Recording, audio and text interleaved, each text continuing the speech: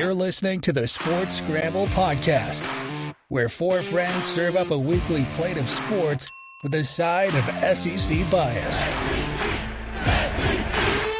Now, here are your hosts, Chet, Jacob, Wade, and Tyler. Let's go!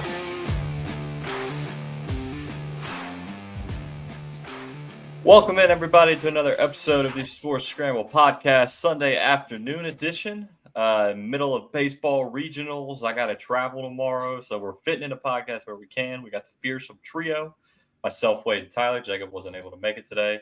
We're off a big LSU win. Spirits are running high. If LSU would have lost that game to Wofford, we'd be pretty upset, and it wouldn't have been that fun of a show. But we're energetic. Spirits are running high. College baseball is awesome. How are y'all doing? Good weekend? Yep, pretty good. I mean, whenever this college baseball regional is like so many walk-offs have happened. And honestly, I would compare this like to being as good of a sporting event to March Madness.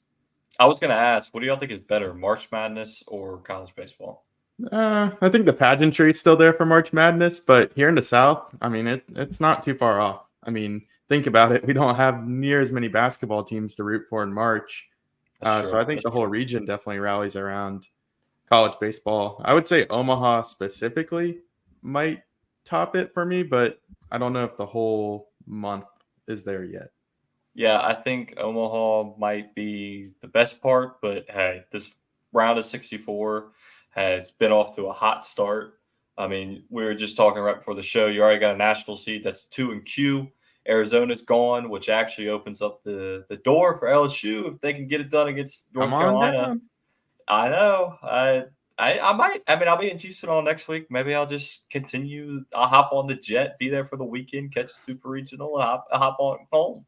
But it depends on if LSU can take down North Carolina in a game in about 2 hours. You got to win tonight. You got to win tomorrow. So not the easy way to do it when you go to the losers bracket. But Tyler, you were just listing off some big name teams. Vanderbilt lost to High Point to get knocked out.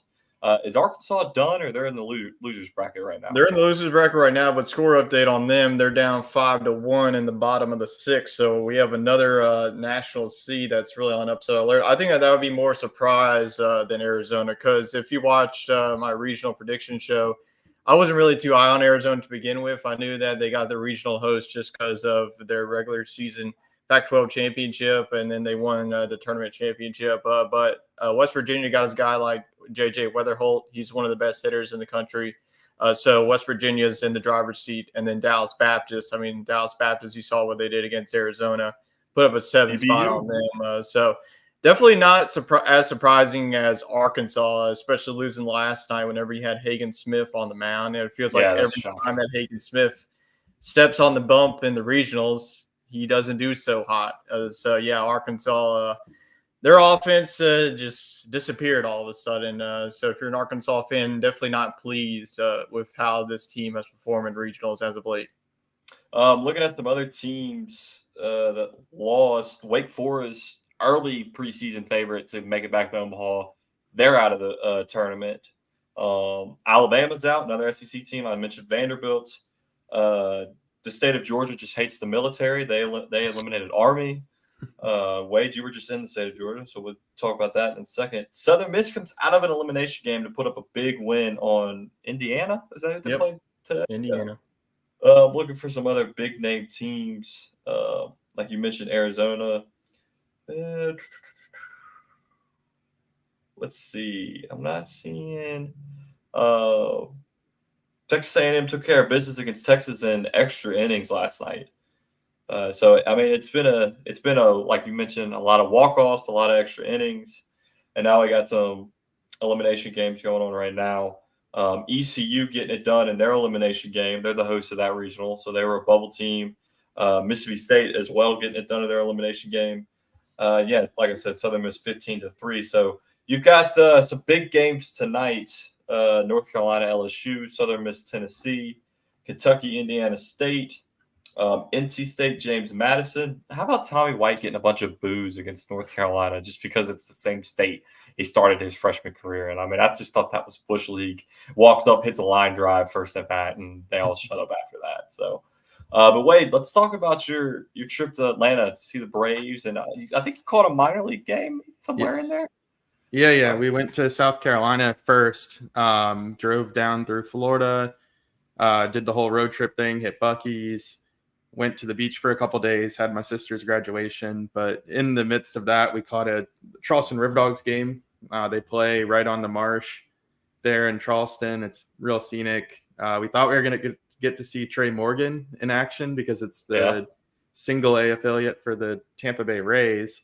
But Monday before we left, or maybe the previous week, we got an alert on Twitter that he was moving on up to high A ball, and he absolutely killed it when he got there. He hit 400 with 3 home runs this week, so Dang, much deserved for Trey. Yeah, maybe he'll be going up double A here pretty soon. Yeah, so I think he's gonna just shoot right up. But we got to see his replacement smash a home run. We saw the next coming of Pablo Sandoval hit a home run for the Down East Wood Ducks. They are going to be moving to Spartanburg next year to be the Spartan Burgers. That's a good one. We're going to be tossing burgers every time they hit a nuke. Yeah. I love the minor league team names. They're just phenomenal. They're going to be the Hub City Spartan Burgers. That's a lot of... The Struckers debuted as the Beach Chickens a couple of weeks ago. Good one.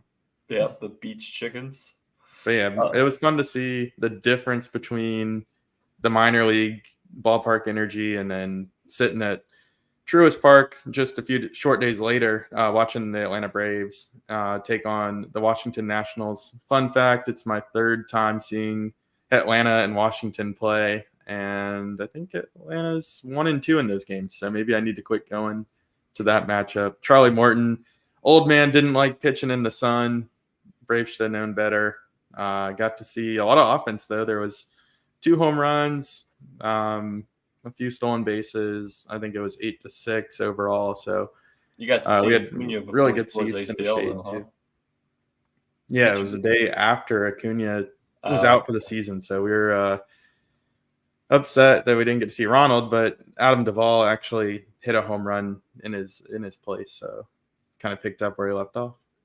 The ACL injury has been plaguing Mr. Acuna here lately. It's an unfortunate event for you Braves fans, as he's a key piece to many postseason runs. But hopefully he gets healed up, get him back next year, and start back up where he left off. How's y'all's fantasy baseball league going? Tyler's kicking ass. Yeah, pretty good. I'm kind of concerned. I don't want to do good now. I want to do good. You want to save your luck for what counts, which I need when I need it the most. So I did have a big lead going into the weekend. I was up like 7-2, just how the scoring that we do. But now we're tied. So we'll see how it turns out. But I'm not too really worried about how the fantasy baseball season is. It's just for fun, just to keep up with the MLB season, just because how long it is. But fantasy-wise, just to mark your calendars, Fantasy Football Corner will be returning the first episode in July here. So keep in tune with that. We'll be kicking things off with the top 5 running backs to start things off. Top 5 running backs. Maybe we'll get some rookies in there. It's definitely going to be a lot of surprises. Like, there's a lot of moving parts that happen. You know, you can – like Austin Eckler's now on the Commanders. So like, what does that do for Brian Robinson? And then Antonio Gibson, he's no longer there. He's gone to a new team. So a lot of changes in fantasy this season. Big time. Another video that Tyler's putting out on Tuesday is the regional recap onto the super regional bracket predictions for college baseball. The fans love it. I mean, it's our most watched video every year. I wish college baseball was year-round so we could do it every week and just up those views. We could be the only year-round college baseball podcast. There is a podcast. I follow them on Twitter, 11.7 Baseball. They do good stuff. Tyler and I were talking about reaching out and maybe trying to do a little collab with them. So we'll see if we can get the guys on later in the postseason. But there's not a whole lot of college baseball content, so somebody's got to do it. Tyler has stepped up. He's pulled what's the sword that pulls out of the rock in King Arthur? Excalibur. He has pulled Excalibur, and he's wielding it to the college baseball world with his bracket previews. And also big news, the lefty versus righties first 3-hole match, myself and Wade versus Josh and Jacob will premiere Monday. I think I set it for noontime. So make sure you should hit that subscribe button. Get ready to watch the first set. It's just the first 3 holes. We split it up, so Josh's channel will have the next 3 premiere later this week. Disclaimer: we're not professional golfers. These first 3 holes were pretty rough. I was watching what's it. making good though. Like you just don't want to watch a video. It's just, relatable like, content. Watch somebody hit a hole in one. Like you want to That's be true. like realistic. Like you can That's relate true. to those golfers. Yep, that is true. Mysteriously, all the footage of our par 3 outing disappeared, and that's when I played my best golf of the entire weekend. Well, unfortunately, all of the par 3 footage was filmed in slow-mo and unusable. We were working out some kinks that first day, but there is a little ode to the slow-mo at the very beginning of the video. Y'all like that. So make sure you subscribe. Get ready for Monday. We'll have that coming out. Let's see. What else? EA Sports gameplay deep dive dropped yesterday, Friday? Friday, yeah. What'd y'all think of that? Oh, I think that this is going to be like one of the best sports games I think that could ever be created. I think that EA has definitely done themselves, and I think that bringing on a team from college football revamped it. If you got an opportunity to watch, somebody play revamped or play revamped yourself, I mean, I just think that a little bit of things that I noticed, like the overalls that you see of the teams, that's not really finalized. But if you noticed on like the loading screen of like picking your teams, you can like shuffle. Like if you want like a Big 12 team, you can like press right trigger, you go to Big 12, you like shuffle. That way you don't have to like keep scrolling through all 134 It's just the teams. little things. Yeah, it's the little details. Like even like the details of the gameplay too, like the new wear and tear system. That's gonna definitely be interesting. It pretty much said like I think it's gonna like limit. You can't like run the same play over and over and over again because like the defense is gonna start catching on. So that's another thing that I noticed. So the wear and tear system will be no more shark wheel, Tyler. No more shark wheel. Really. I can't run shark wheel in any play. Yeah. So I mean, I don't know. I'm gonna have to change it up. I don't know if I'll be able to like. My quarterback, I usually like scramble outside the pocket to the right. I just don't know if he'll be able to do that because he's going to get tired. And we used to throw like as the guy's helicopter backwards after a sack. Yeah. So you're just going to have to keep that in mind. And like it's going to be a lot more realistic. Now it's like you have to like there's going to be a new kicking meter. So that's going to get some time to learn. Then there's also a throwing meter. So it's kind of like how the MLB The Show does it with their meter throwing. So you can't just like press A and the guy is just gonna like miraculously catch it. You gotta like time it. So yeah, it's a very, very detailed game, from the atmospheres into the gameplay. But I'm excited for it. 1 more month away. We got to get through June, and then July is going to be hitting, and then really the hype is going to be enormous for all these fans waiting for this game. Yeah, there's three plays in various sports games that will always beat me. Tyler, what's the play you would always run? The like tight end power O or something. Play like action that. power O. I mean, it always works on the goal line. I know that never cover it. And then another play that we always run to nauseum was screen flood. The guy goes out route to the corner, does it every time. Ched did it to me once. Like he was down a touchdown, I believe. It was Notre Dame and like I think it was like South Carolina. Somebody like it was Notre Dame and Michigan. He was down by a touchdown with like under a minute left, and he just kept running screen floods over and over and over again until it was like 3rd and goal.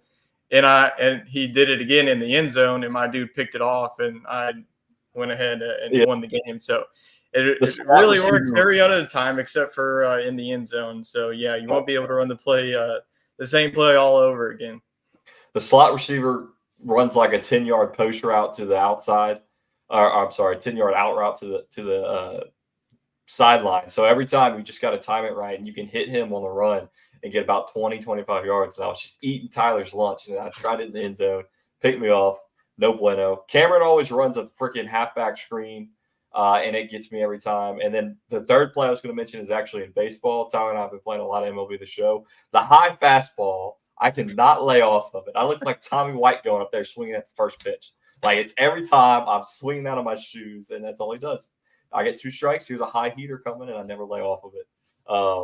But it's crazy, Tyler, you mentioned that. I mean, we were recording videos for C-Money Gamers back like 12 years ago when NCAA 14 is coming back. Was still a thing, and now we're getting it back. I'm excited. So what you're saying is we scout each other in this dynasty league that we're playing? Well, there's going to be 2 dynasties.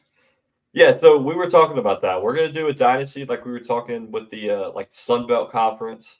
And then I think we'll have a second dynasty where you can choose any team less than a 3-star program. No, we could just do that straight up, Yeah, I guess, well, if we wanted to. Well, the issue is the dynasty, I feel like people like maybe Tyler or myself are going to play it more. Then you're going to have Futch, who you can't get on the phone, is going to play it once every 3 weeks. And we could have 2 running at a different time span or something. Yeah, that's the only issue with the online. Like the ones who are more committed to the game can actually play it, not like every day, but like you got to play it like a couple of days a week. Like you got to be on a bi-weekly matchup. Yeah.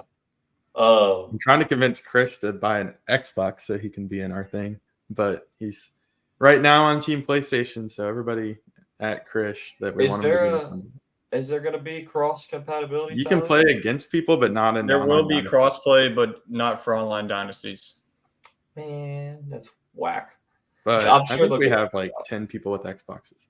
Yeah, no, we got enough to. Can I play on both of my accounts? It'd be crazy if you get like that max of 32. I don't know if you can play on both your accounts. That's something we'll have to check out. Because then they'll have to play each other. I think so. Yeah, but how would you play? Well, no, I don't you might be able to.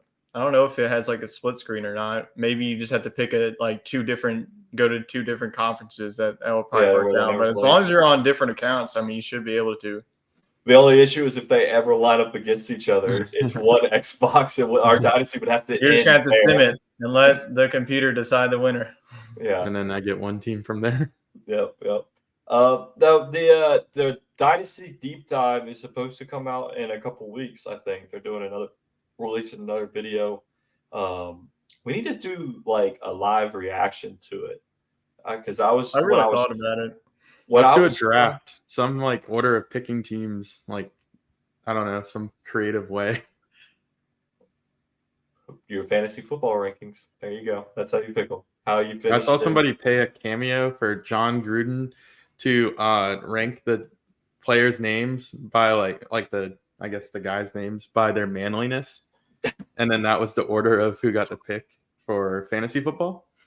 No, that's one way to do it. So that's an expensive way to do it, though. Yeah, we should utilize Cameo to announce like the first pick of our draft this year. Get who would we get? Someone that I've never even used Cameo, but I know you can pay like a couple $100 and get somebody like an actor or a comedian or somebody to do it.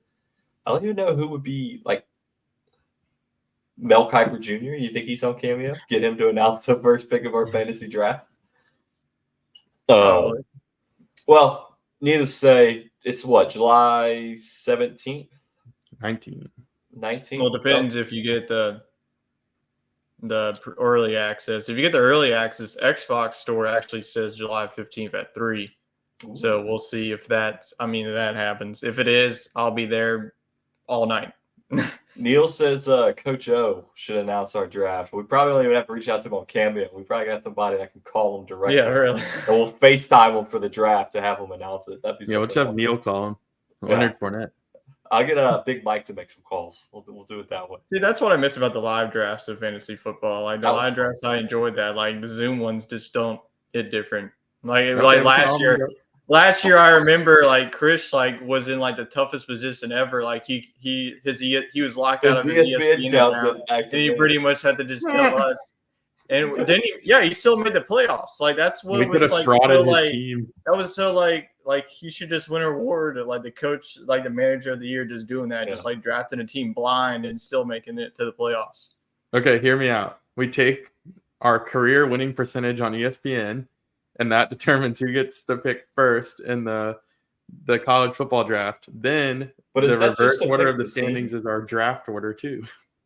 Is that just the team? Like we're determining who gets to like pick their team first for the dynasty? And then once we do the dynasty, whoever wins it gets the first pick in fantasy. Well, I guess not everybody in our fantasy league is in. That's true. Matty Ice has got to upgrade his Xbox to the next series. Mikey's got to get an Xbox. Who else? Neil, chime in. I think you have a PlayStation, don't you? Yeah, Neil's got a PlayStation, but I think he's got one of the older editions, so he won't be able to play the game. But got about a month and a couple weeks, and we'll be doing some EA Sports stuff. So, what else we got going on? We got the NBA Finals, Mavs, Celtics. Kyrie's returning back to Boston. Both teams in a pretty easy conference finals game there. What predictions for Mavs Celtics? Who do you think takes it? I think it's kind of stupid that it doesn't start till Thursday. Like, why do we got to wait any more longer? Like, just start the games. Yeah. They don't need any more rest. Like, I just think that it would just be better for both teams to just get going while you're playing hot, especially the Mavericks. I think that the Mavericks have really more of a tougher road than the Celtics. If you look at the Celtics, I think that this has been a joke around Twitter, but like every team has dealt with a single injury. Like Giannis and Damian Lillard was out, and then it's like, and then Donovan Mitchell, he was out too. So I think that this is definitely going to be great of a series. I feel like for these past couple months, I've pretty much been locked into the Celtics. But you know what? Give me the Mavericks. I think that the Mavericks take it. I think that Luka and the way that Kyrie's been playing. So give me them. I'm going to go in 7. You know why not? I think it's going to go with drama. Yeah, I think there's a little dramas. I love Game 7s, so give it to me. Give me Dallas to win their first NBA title since Dirk was there. I think Kyrie's going to go on a little bit of a revenge tour back to Boston. And I'm with you, Tyler. I'm picking the Mavs. I'm picking Luka and Kyrie, the duo, to take down the duo in the Celtics, being Jason Tatum and Jaylen Brown. I don't know. Like, I feel like the Celtics have it's been too easy, right? You sweep the conference finals, and then of course the Mavs win in 5 games, but you're playing a very good Minnesota team that in Game 5 just didn't show up. I mean, I think they beat them by 23. But Luka does things that are unimaginable. I mean, the man just shows up at balls. So give me the Mavs to take down the Celtics. 5 games. I'm a little closer. Okay. Wade, who you got? I guess I'll take the chalk. I mean, we can't have 3 upset picks. Give me Boston. I mean, they're the better team on paper. They'll be well rested. I mean, both teams will, but I think that they've got their eye on the prize. They were the favorite the last couple of years, and they just haven't gotten it done. So I think they do pull through. Little mini hidden gem. I saw that Nike quickly deleted a tweet the other night. They said, "Oh man, 1 week without hoops," but then they realized they just signed Caitlin Clark to like a $20 million deal, and that she had like 3 games going on. So yeah, I saw that. The week without NBA is kind of just based on they had planned for the games to go to Game 7. Obviously, it's the conference finals. You would expect that, and logistic-wise, it probably just doesn't make sense. Yeah, they got all the media rights. Arenas have bookings. And you got TV times, that so they can't change it. And I said 5 games. I mean 6. We're gonna go 6 games. Dallas to take it. And let's talk about. You mentioned Caitlin Clark. The hate she is getting in the WNBA to me is mind blowing.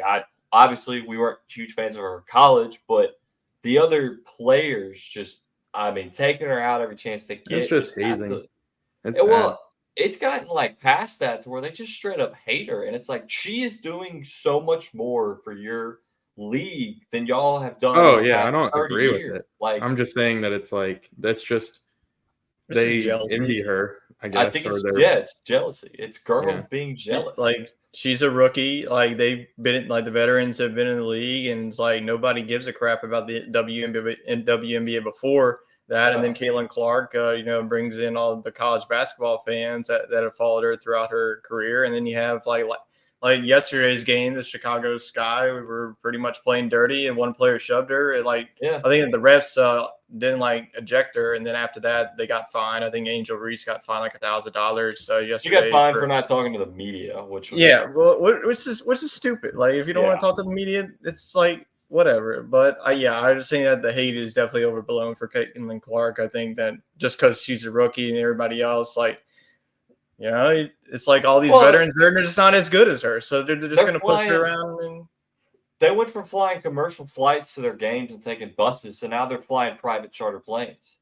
And you can't say, like she has turned so many eyes on the league. Money has been dumped into the league, and like you said, they're like they were hating on her when she was playing in college before she came in because I think they knew this was going to happen, and you could tell she's just like, "What do you want me to do?" I'm waiting for her to go.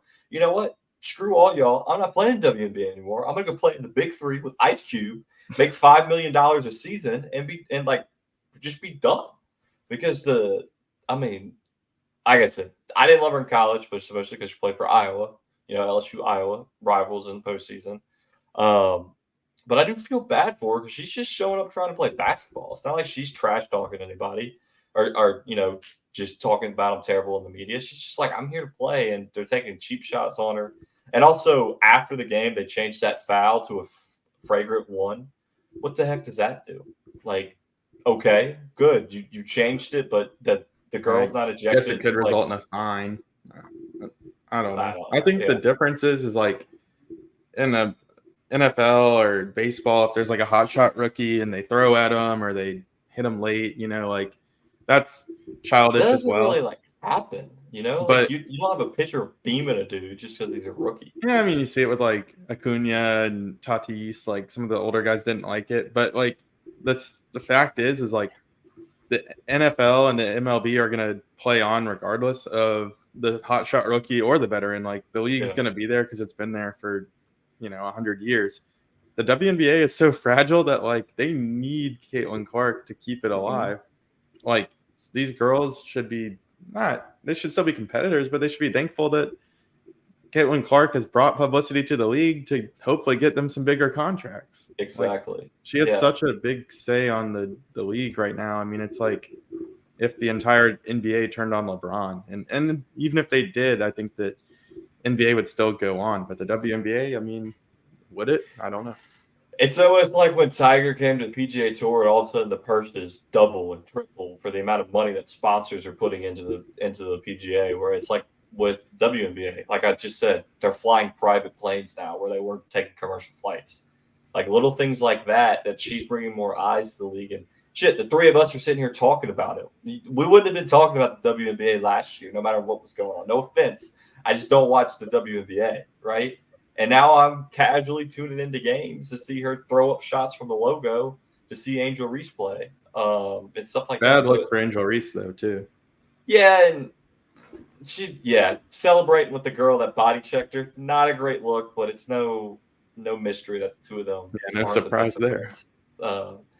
So it's wild to me. And then you have all the like veterans coming out and saying like, she has white privilege and she gets all this handed to her, and it's like, so she should get body checked.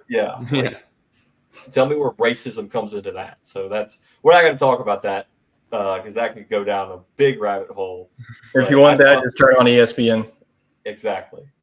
It's been a little ridiculous, and I hate to see it for her. But if I'm her and this continues, screw y'all. I'm going to play for the Big Three. I already got offered $5 million, which is more than I'll be making in the first 5 years of the WNBA contract. So, speaking of body checks, let's go to the Stanley Cup Finals. Panthers eliminate the Rangers last night to move on to the finals. And Stars Oilers have Game 6 tonight.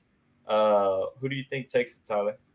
I originally picked the Stars, but man, Edmonton and Connor McDavid, they definitely been playing well. So I'm going to go with the Canadian folks out there in Edmonton. So I think that the Oilers make it back. I think that this is like their first Stanley Cup Finals in a very, very long time. So you know what? Give me Edmonton. I like it. Wade, I feel like you stick with the Stars. Stick with the Stars. I want to see Dallas in the I already picked Dallas and Dallas. Yeah. As long as the Cowboys don't show up to any games, they'll be fine. And the Rangers won the World Series. So, I mean, that'd be a pretty good year for Dallas sports teams. And maybe the Cowboys will pull something out football season. Let's get Dog of the Week going.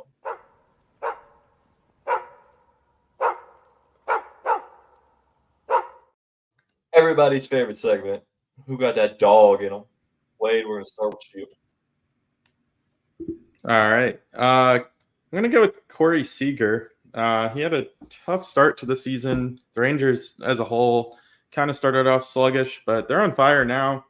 Corey Seager in his last 10 games has 14 hits, 8 home runs, 10 runs, and 13 RBIs. So that's one heck of a week for him. I think he's found the lumber and playing like the MVP candidate he was last year. I think he was a little frustrated with how his season started, but if you look at his season stats, he's right where he was last year at 15 home runs. So definitely one of the premier power hitting shortstops in the league. I like it. Corey Seager. Tyler, who you got for dog? I'm going to go for Cinderella story and a team that I mentioned to look out for as a number 4 seed because they had some really good quality wins throughout the season. I'm going to go with the Evansville Purple Aces. What a name. Yeah, what a name it is. I saw what you sent me on Twitter with their celebration. I love it. Yeah. Little touch and tips, you call it. Yeah. But, they're in the driver's seat right now of the Greenville Regional. They beat East Carolina in game 1, and then offensive slugfest. They were up 17-10 at one point, ended up winning that game 17-11 against VCU. They'll face the host, East Carolina, if they take care of business against the Pirates. They will more than likely have to face the number 1 overall seed in the tournament, the Tennessee Volunteers, on the road. And I just got to say, if they do that, good luck with that. And we'll see if Evansville can continue that Cinderella story. Oral Roberts last year, they were the number 4 seed that made it back to Omaha. Maybe Evansville shocks the world. Maybe they could beat East Carolina. And if they take down Tennessee, the world's their oyster from there. Yeah, and make sure, like I said, you subscribe and tune in for Tyler's breakdown each week of each round. This coming one for the Super Regional. My dog of the week, I'll get 2 of them because one of them just happened. Jack Caglione hit a 199-mile-an-hour home run off the bat.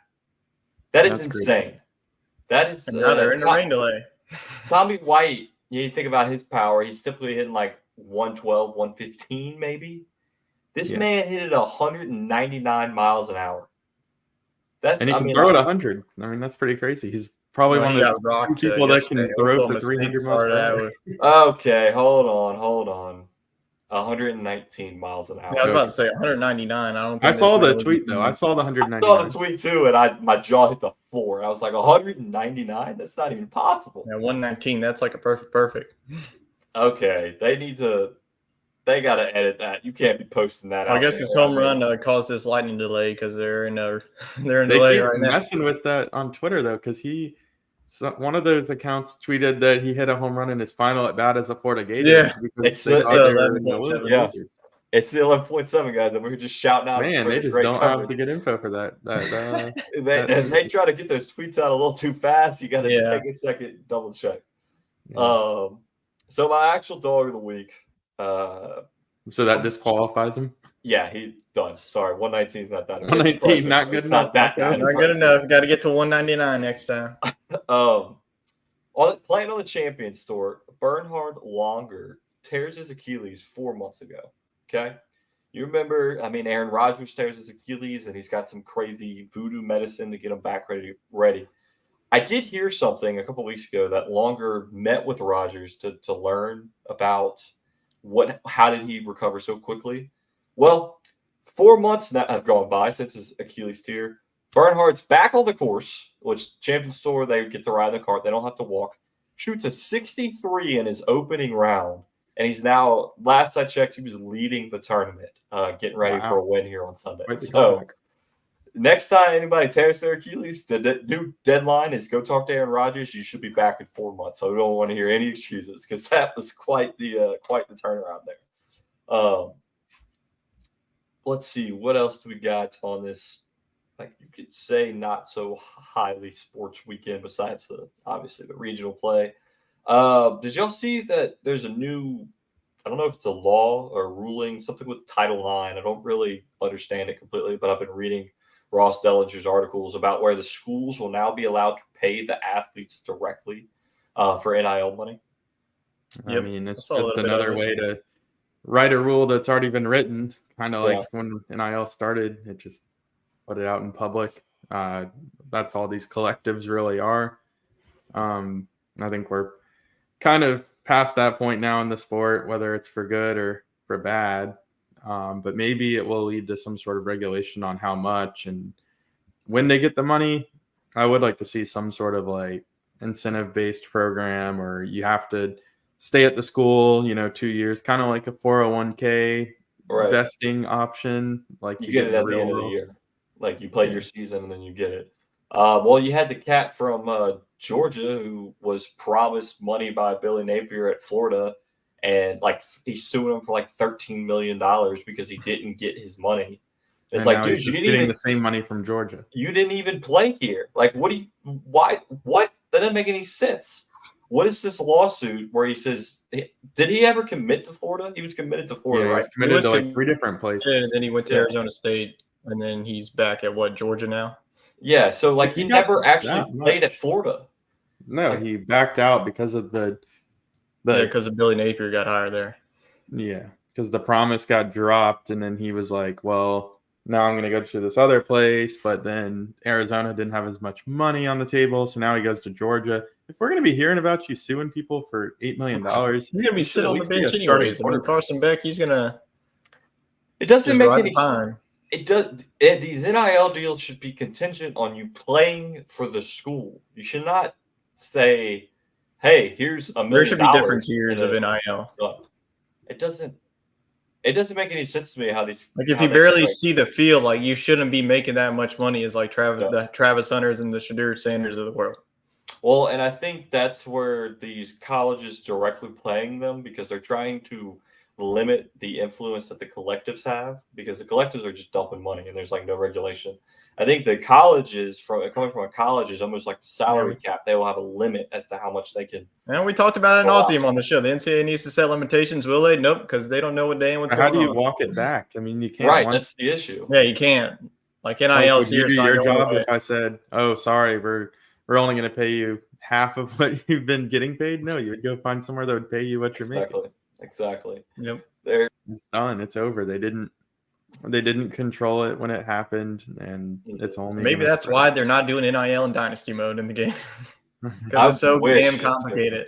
It would be.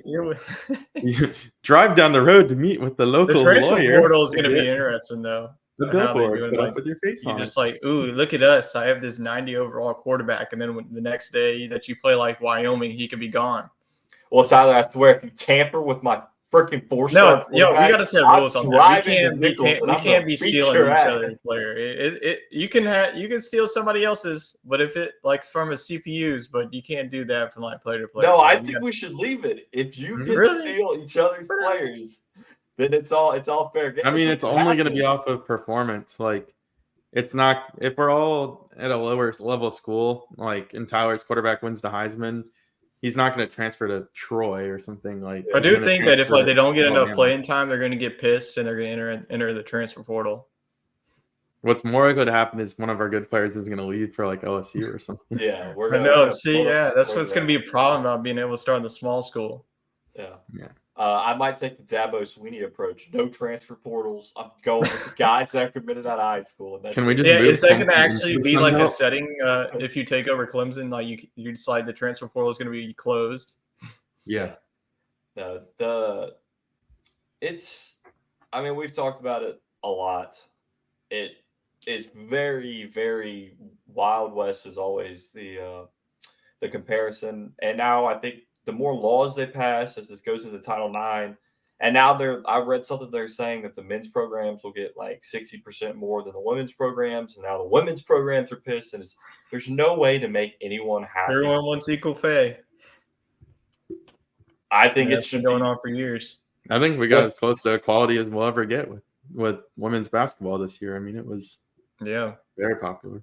Yeah, and the other thing is like, how can you say the football players shouldn't be paid more than the sand volleyball team? Like, who brings in more money from the school? I mean, there's going to be like more boosters. Like if your football program has won like 10 national championships, you're going to have more boosters because the boosters want to spend they just want to like throw out money to like a team that's not going to win anything. They're going to put in the money that's actually going to, provide like, I don't know, money off the field, I guess. Well, and I got an email from LSU Taft saying, "Hey, we'd love if you would donate towards our NIL collective." And I deleted it. I was like, "Screw you. I don't care Well, a lot about of some people are taking that as 17-year-old out of high school. I'd rather the guys that don't want the big NIL payments because they're coming to play football. They're not coming to make money. They're trying to prove themselves. And in my opinion, I'd rather the Suggs kid that we got from a D2 college or a junior college than the cat out of, where was he, TCU, or you know what I'm talking about, that wanted like $2 million to play defensive tackle. Like, dude. I just don't like the whole bidding war thing. Like, hey, here's my 3 top bidders. Like, I understand going somewhere to make a life change, but like, be invested in where you're going. The freaking 5-star wide receiver out of Texas who's was committed to LSU, and all of a sudden Texas comes calling with a couple more $1 million, and he's like, "Oh yeah, they called my mama. My mama thinks it's a better step for my future." It's like, dude, just say they paid you, and you're gone. Like, he decommitted from LSU, and now he's committed to Texas. It's like, and I like what Brian Kelly's doing. I just feel like it's going to eventually bite us in the ass in terms of you got to get on the train or get left behind, you know. But you can't have players making more than the coaches, because then what level of hierarchy is that? It's just total chaos. What the NFL does every day. It's just a different kind of football. Yeah, and it's different kind of I would say maturism between the NFL players and these college kids that are coming straight out of high school, you know. NFL might not like it because these guys are going to come into the league with that high head and not having the discipline that they typically do. Yeah, I don't know. We'll see how it plays out. It was a big topic at SEC coaches meetings in Destin this week. But shout out Ross Dellinger. I've been reading his articles. That's really who I get my news from. We had him on the show a couple of years ago. Once we maybe get to some level of normalcy, maybe before the college season, we have him come back on and kind of explain to us where everything is. That'd be a pretty good interview, I think, and just kind of give his thoughts on where we're at. So we lost Wade. Nope, he's back. Let's get last thing I got is hidden gem, and then I think we got a little bit of NASCAR from Wade. But Tyler, what's your hidden gem for this week? Well, I'll do honorable mention. Lincoln Riley and USC trying to duck out of their season opener. If LSU, if you needed any more motivation to just beat the ever-living shit out of USC in week number 1, then there you go. I mean, it's like full silver platter, but we'll see what's happening on September. But I'm going to go with a hidden gem that's probably that nobody else cares about unless you're a Saints fan. Drew Brees was inducted into the Saints Hall of Fame, and in the press conference, he literally said point blank that he would have played 3 more NFL seasons if not for right arm injuries. And it just makes me sad because we now have Derek Carr, and we're never going to win anything under him. So there we go. Mr. Rattler, baby. Honestly, attack. But yeah, it just sucks. It just sucks that injuries really just like derail. And like I just remember like the last couple of years, like all these Saints fans were just bashing him. Like, why are we bashing him when this man has literally been like the only thing worth a dang about this franchise? Like before Drew Brees got here, this franchise just like was like the worst team ever, and like you just got a decade just full of like the best football that you'll ever get with the Saints. So forever, I'm indebted to Drew Brees. Build a statue. Go ahead, retire his number 9. Nobody should ever wear number 9 on that team ever again, unless Joe Burrow like comes out of nowhere and like they just pull out this big old trade for him. But yeah, that's how I feel about the whole situation. It sucks for Drew Brees that his NFL career, especially that he didn't get the send off that he deserved. Because if you remember, the last game that he played was like the COVID season and nobody was there, so he just like was waving to pretty much like nobody. So yeah, I just think that the whole season-ending situation just sucked for him. Yeah, that's like just keep twisting the knife in our heart, Drew. We didn't need to hear that. You could have kept that to yourself. In a very unfortunate situation. My hidden gem happened today in the PGA Tour. CT Pan is playing in the RBC Canadian Open, and his caddy, famous caddy Mike Fluff Cowan. Fluff, I think. I can't remember who he caddied for. Too young to know. I almost want to say Tiger, but I don't think he did. I don't really remember. I don't know.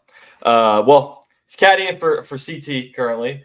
Slips, falls, gets injured, and they're like, oh crap, what are we going to do? And a random fan goes, hey, man, you need some help? I can caddy for you. And he goes, sure, why the hell not? throws the caddy bib on, grabs the glove, walks for one hole, and they're like, "Yeah, this isn't going to work, dude. Sorry, we appreciate it."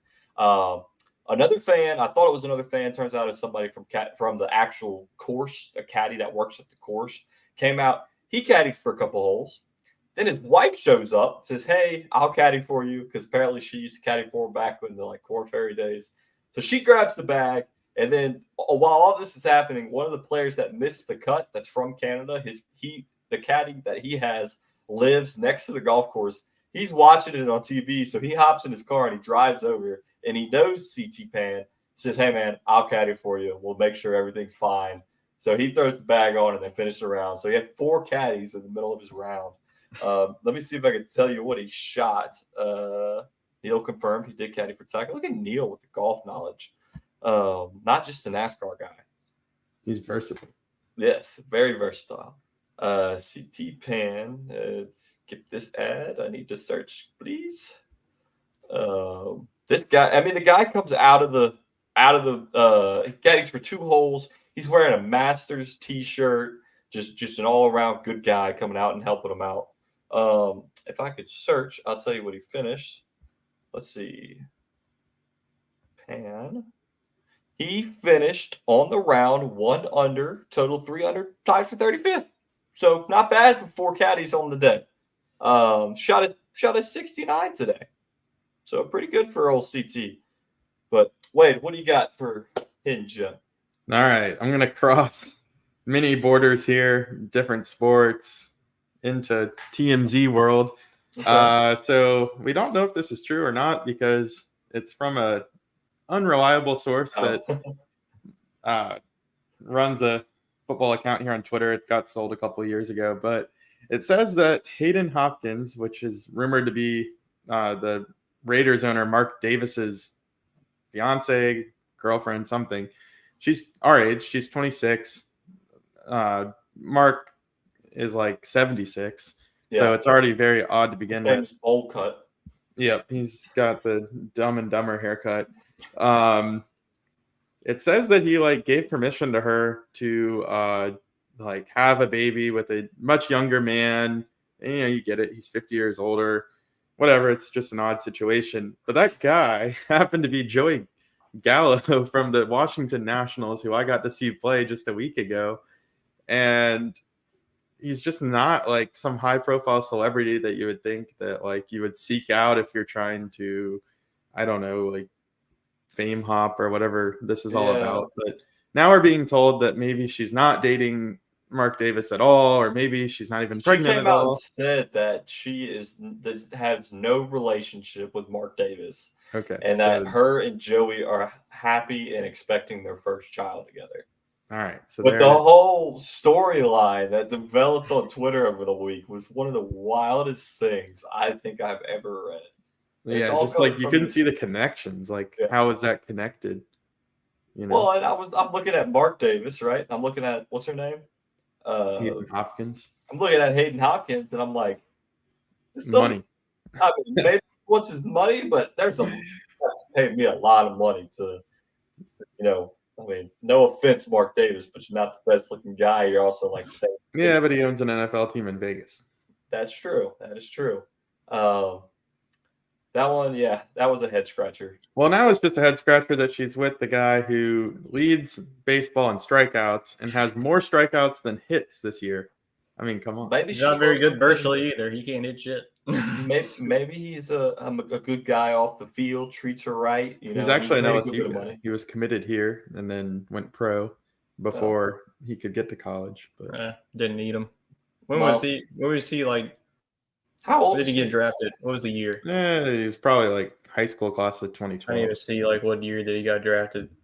Yeah, now I'm wondering how old is Joey Gallo knocking up 26-year-old supermodels. No, he's 30. He was the number 1 prospect in baseball not too long ago, but he just can't hit to the left side. Yeah, he just strikes out every time he comes up the bat. Yeah, he's just got the yips. Yeah. It was quite the story that played out on Twitter. I'll give you that. All right, what do you got for our NASCAR Neil update? Yeah, so actually, Neil and I talked on my drive home to Louisiana the other day about this because if you recall, we gave you the NASCAR Neil update that Larson, he was going to be doing the back-to-back races. He was going to do the Indianapolis 500 and then get on a flight and get to Charlotte for the World 600. But a little thing called Mother Nature got in his way. I'm sitting there in Atlanta watching the Indianapolis 500 just absolutely have a downpour. So it got delayed, but he qualified the day before and did quite well. And so Neil said that he decided to stay in the Indianapolis 500 and skip out on the NASCAR race. And I asked Neil, is that because he personally, wants to do this Indy event or what? I mean, the guy makes his money doing NASCAR. That's the higher paying thing. Playoffs are about to start. And Neil said that he truthfully only runs NASCAR so that he can do these other side ventures such as the Indy 500. So it kind of threw some, shockwaves through the sport, because people are saying, well, you shouldn't be able to skip an event and then be in the playoffs the next week. But nonetheless, he stayed in the Indianapolis 500, finished it, did pretty well. Let's see how he finished. I don't know that Neil has his finishing here. But overall, I think he did quite well. But then he got on the plane and he still was able to make it to the NASCAR event. But he got there 34 laps into the race, or into stage 3. So very late into the race. Wait, was he still able to race? Yeah, he's able to race. I didn't know that in NASCAR, it's about the car. It's not about the driver. I know that we see the driver out there, but it's the number car. And it's just like pinch hitting in baseball. They put like pulled Ricky Bobby in Talladega Nights. You can just swap out drivers? I had no idea that was a thing. Yeah, so his replacement. I could be driving the first 34 laps, and then the driver comes like, hey, whoop. But that's like, hey, buddy, hit the road. Thanks for he's like hundreds of laps in. And this guy named Algier was the replacement. He was in 13th place at one point. And then they're like, yeah, buddy, sorry, we're going to the bullpen. And do you know how he finished or no? The race got called. Oh, yeah. That's right. I got suspended. Right. Yeah, I'm about to say, if you finish worse, like, kick it to the can, this guy's. Well, really. Yeah, he was. He wasn't in 13th when he took over, but they did call it to rain, so that there was just rain all over. But Bell ended up winning after the rain delay. But yeah, I didn't realize that was a thing, that you could sub in like that. And Neil said it's all about the car and about the team spot, not necessarily the driver. And I asked Neil, why don't teams do that more often? And he said just the pure amount of transition time that you lose, because it's just treated like a pit stop, like if you can, you gotta be quick. Yeah. And they said that the replacement driver was similar in stature. They had him drive on all the same settings as Larson would. So they're able to sub him in rather quickly. I think Neil said they lost like 3 laps because of it. So if everybody was doing that at different times, I guess you might lose out as compared to just having the same driver all the time. But I just thought that was interesting, because I know it's a team sport, but you kind of think of it more individual, like golf or something. But you can make a sub. I didn't know that. That's interesting. But now NASCAR is kind of flustered that he put himself in this situation to begin with, because he did not get credit for the start last week, which is what you need for the playoff qualifying. Neil thought that it was kind of a sure thing that he would get a waiver because he was doing this huge publicity thing for the sport, but NASCAR's kind of doubled down on it and said, he'll have to apply for a waiver, and it's still up in the air on if he'll be eligible for the playoffs. So he might have put himself in a predicament there with trying to pull off the double, as Neil called it. And for what? I mean, he didn't really get to do his greatest at either event, just partially because of the weather. But I mean, it's just a hard thing to do. Well, the more you know. You never know what you're going to learn here on Sports Scramble. Appreciate the NASCAR Neil updates. That's all I've got, gentlemen. We got a regional championship starting up here in about an hour we will be tuned into that. Make sure you hit that subscribe button for the videos coming out this week with the golf videos, Tyler's Super Regional preview, and anything else we decide to put out. Appreciate everybody watching, tuning in, like, comment, all that fun stuff. And hop on the podcast and leave us a review. We want some feedback on how we're doing. We've been doing this for a while.